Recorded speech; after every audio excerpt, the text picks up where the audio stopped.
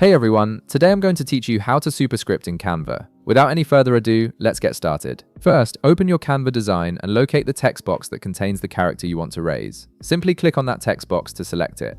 This allows you to access all the text editing tools you'll need for formatting. Next, you need to select the exact character or characters you want to superscript. Click and drag your cursor over the specific text you want to raise.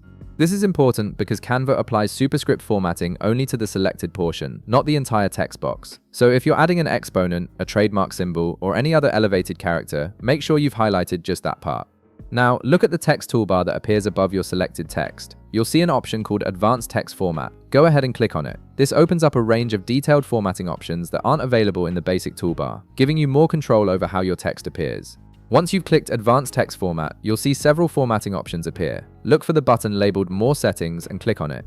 This expands the menu even further, revealing additional text customization features that allow you to fine-tune the appearance of your selected characters. In the expanded menu, navigate to the Formatting section. Here you'll see an option called Text Position. Within that section, click on Superscript. You'll recognize it by the icon that shows a capital letter A with a small exponent 2 positioned at the top right.